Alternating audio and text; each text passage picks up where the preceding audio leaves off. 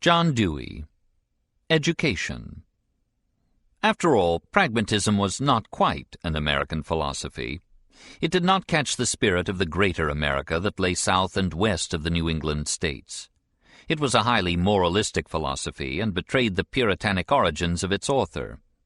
It talked in one breath of practical results and matters of fact, and in the next it leaped with the speed of hope from earth to heaven. It began with a healthy reaction against metaphysics and epistemology, and one expected from it a philosophy of nature and of society. But it ended as an almost apologetic plea for the intellectual respectability of every dear belief. When would philosophy learn to leave to religion these perplexing problems of another life, and to psychology these subtle difficulties of the knowledge process, and give itself with all its strength to the illumination of human purposes and the coordination and elevation of human life? Circumstances left nothing undone to prepare John Dewey to satisfy this need and to outline a philosophy that should express the spirit of an informed and conscious America. He was born in the effete East, in Burlington, Vermont, 1859, and had his schooling there, as if to absorb the old culture before adventuring into the new. But soon he took Greeley's counsel and went west, teaching philosophy at the universities of Minnesota, 1888-9, Michigan, 1889-94, and Chicago, 1894-1904. Only then did he return east to join, and later to head, the Department of Philosophy at Columbia University. In his first 20 years, the Vermont environment gave him that almost rustic simplicity which characterized him even when all the world acclaimed him. And then, in his 20 years in the Middle West, he saw that vast America of which the Eastern mind is so proudly ignorant. He learned its limitations and its powers. And when he came to write his own philosophy, he gave to his students and his readers an interpretation of the sound and simple naturalism which underlies the superficial superstitions of the provinces of America. He wrote the philosophy, as Whitman wrote the poetry, not of one new English state, but of the continent. Dewey first caught the eyes of the world by his work in the School of Education at Chicago. It was in those years that he revealed the resolute experimental bent of his thought. And at the time of his death in 1952, his mind was still open to every new move in education, and his interest in the schools of tomorrow never flagged. Perhaps his greatest book was Democracy and Education. Here he drew the varied lines of his philosophy to a point, and centered them all on the task of developing a better generation. All progressive teachers acknowledge his leadership, and there is hardly a school in America that has not felt his influence. He was active everywhere in the task of remaking the schools of the world. He spent 2 years in China lecturing to teachers on the reform of education, and made a report to the Turkish government on the reorganization of their national schools. Following up Spencer's demand for more science and less literature in education, Dewey added that even the science should not be book learning, but should come to the pupil from the actual practice of useful occupations. He had no great regard for a liberal education. The term was used originally to denote the culture of a free man, i.e. a man who never worked, and it was natural that such an education should be fitted rather to a leisure class in an aristocracy than to an industrial and democratic life. Now that we are nearly all of us caught up in the industrialization of Europe and America, the lessons we must learn are those that come through occupation rather than through books. Scholastic culture makes for snobbishness, but fellowship and occupation makes for democracy. In an industrial society, the school should be a miniature workshop and a miniature community. It should teach through practice and through trial and error the arts and discipline necessary for economic and social order. And finally, education must be reconceived, not as merely a preparation for maturity, whence our absurd idea that it should stop after adolescence, but as a continuous growth of the mind and a continuous illumination of life. In a sense, the schools can give us only the instrumentalities of mental growth. The rest depends upon our absorption and interpretation of experience. Real education comes after we leave school, and there is no reason why it should stop before our death. Instrumentalism. What distinguished Dewey was the undisguised completeness with which he accepted the evolution theory. Mind as well as body was to him an organ evolved, in the struggle for existence, from lower forms. His starting point in every field was Darwinian. When Descartes said, "The nature of physical things is much more easily conceived when they are beheld coming gradually into existence than when they are only considered as produced at once in a finished and perfect state," the modern world became self-conscious of the logic that was henceforth to control it, the logic of which Darwin's Origin of Species is the latest scientific achievement. When Darwin said of species what Galileo had said of the earth, "E pur si muove," he emancipated, once for all, genetic and experimental ideas as an organon of asking questions and looking for explanations. Things are to be explained, then, not by supernatural causation, but by their place and function in the environment. Dewey was frankly naturalistic. He protested that to idealize and rationalize the universe at large is a confession of inability to master the courses of things that specifically concern us. He distrusted, too, the Schopenhauerian will and the Bergsonian élan. These may exist, but there is no need to worship them, for these world forces are as often as not destructive of everything that man creates and reverences. Divinity is within us, not in these neutral cosmic powers. Intelligence has descended from its lonely isolation at the remote edge of things, whence it operated as unmoved mover and ultimate good, to take its seat in the moving affairs of men. We must be faithful to the earth. Like a good positivist, scion of the stock of Bacon and Hobbes and Spencer and Mill, Dewey rejected metaphysics as the echo and disguise of theology. The trouble with philosophy has always been that its problems were confused with those of religion. As I read Plato, philosophy began with some sense of its essentially political basis and mission, a recognition that its problems were those of the organization of a just social order. But it soon got lost in dreams of another world. In German philosophy, the interest in religious problems deflected the course of philosophic development. In English philosophy, the social interest outweighed the supernatural. For 2 centuries, the war raged between an idealism that reflected authoritarian religion and feudal aristocracy, and a sensationalism that reflected the liberal faith of a progressive democracy. This war is not yet ended, and therefore we have not quite emerged from the Middle Ages. The modern era will begin only when the naturalist point of view shall be adopted in every field. This does not mean that mind is reduced to matter, but only that mind and life are to be understood not in theological but in biological terms, as an organ or an organism in an environment, acted upon and reacting, molded and molding. We must study not states of consciousness, but modes of response. The brain is primarily an organ of a certain kind of behavior, not of knowing the world. Thought is an instrument of readaptation. It is an organ as much as limbs and teeth. Ideas are imagined contacts, experiments in adjustment. But this is no passive adjustment, no merely Spencerian adaptation. Complete adaptation to environment means death. The essential point in all response is the desire to control the environment. The problem of philosophy is not how we can come to know an external world, but how we can learn to control it and remake it, and for what goals. Philosophy is not the analysis of sensation and knowledge, for that is psychology, but the synthesis and coordination of knowledge and desire. To understand thought, we must watch it arise in specific situations. Reasoning, we perceive, begins not with premises, but with difficulties. Then it conceives an hypothesis which becomes the conclusion for which it seeks the premises. Finally, it puts the hypothesis to the test of observation or experiment. The first distinguishing characteristic of thinking is facing the facts, inquiry, minute and extensive scrutinizing, observation. There is small comfort for mysticism here. And then again, thinking is social. It occurs not only in specific situations, but in a given cultural milieu. The individual is as much a product of society as society is a product of the individual. A vast network of customs, manners, conventions, language, and traditional ideas lies ready to pounce upon every newborn child, to mold it into the image of the people among whom it has appeared.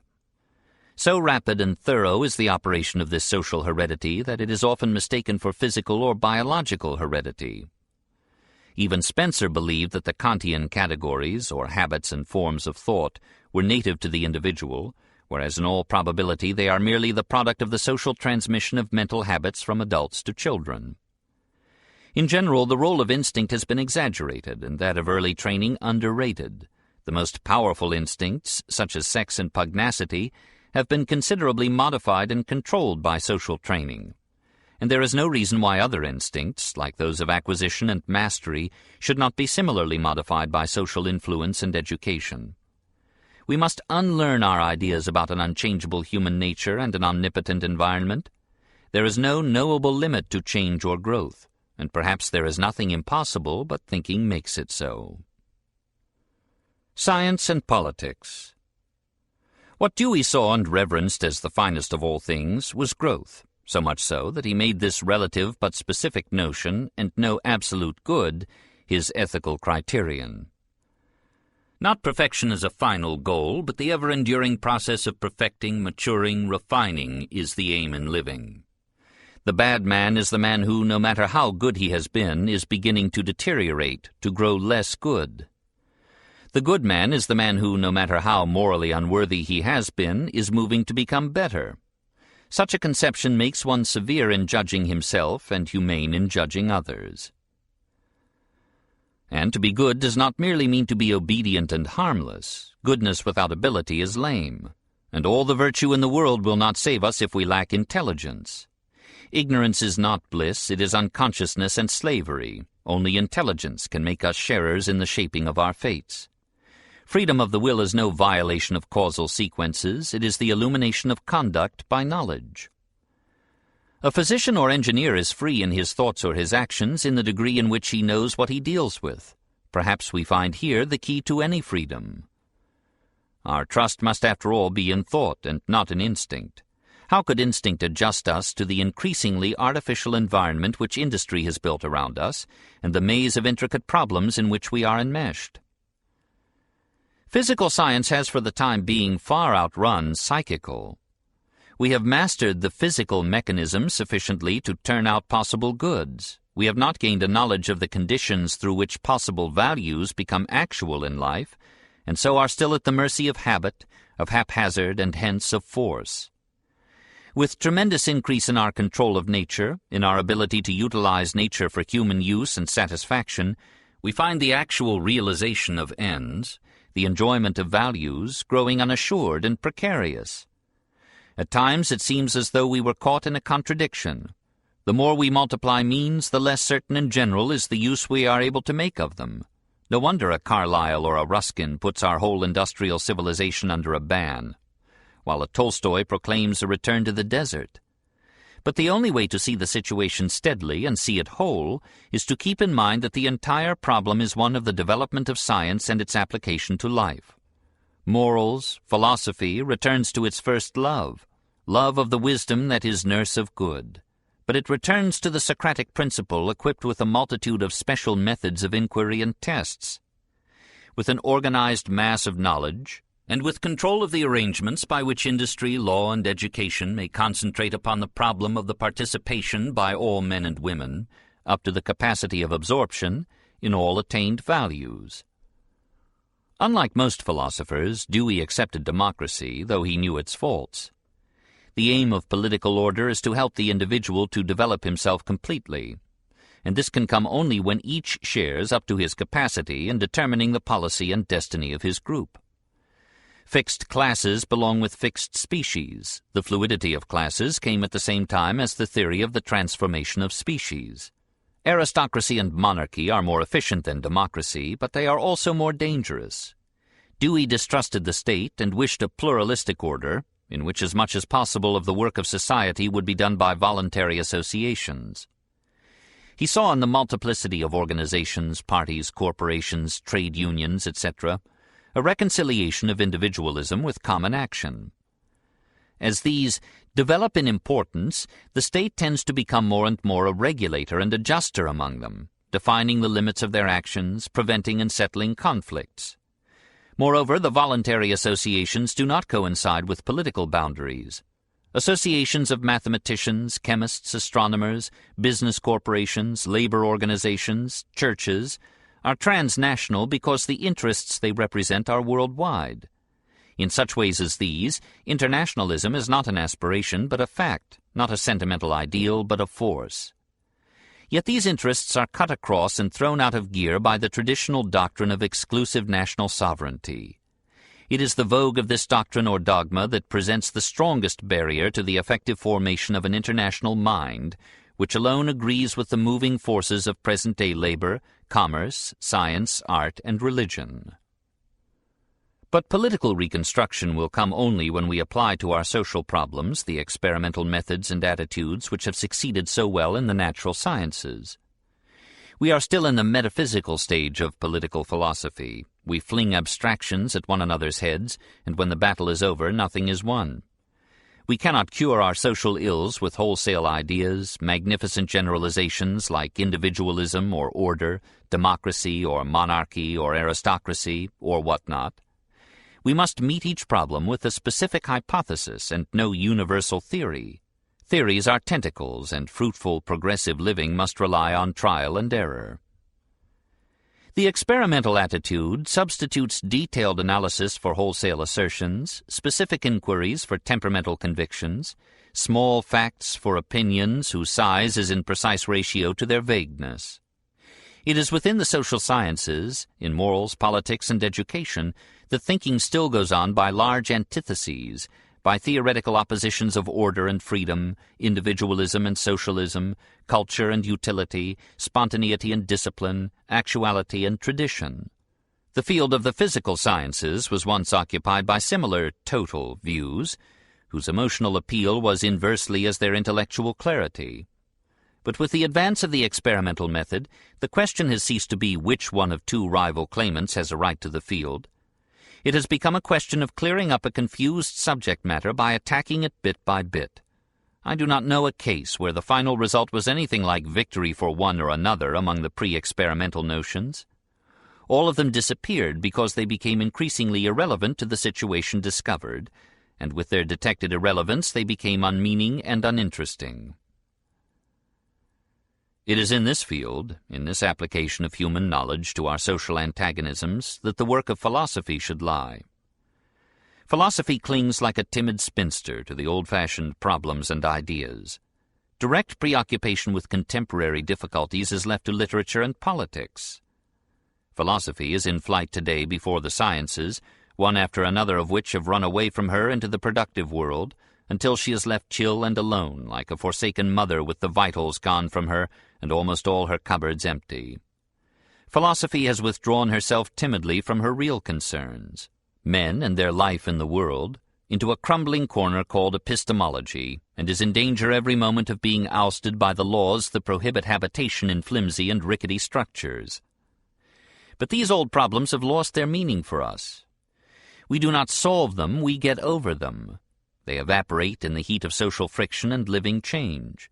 Philosophy, like everything else, must secularize itself. It must stay on the earth and earn its keep by illuminating life.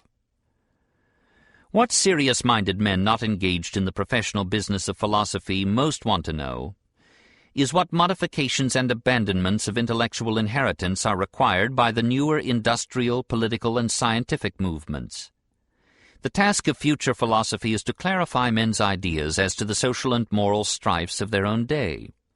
Its aim is to become, so far as is humanly possible, an organ for dealing with these conflicts.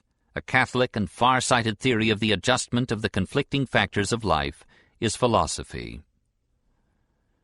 A philosophy so understood might at last produce philosophers worthy to be kings.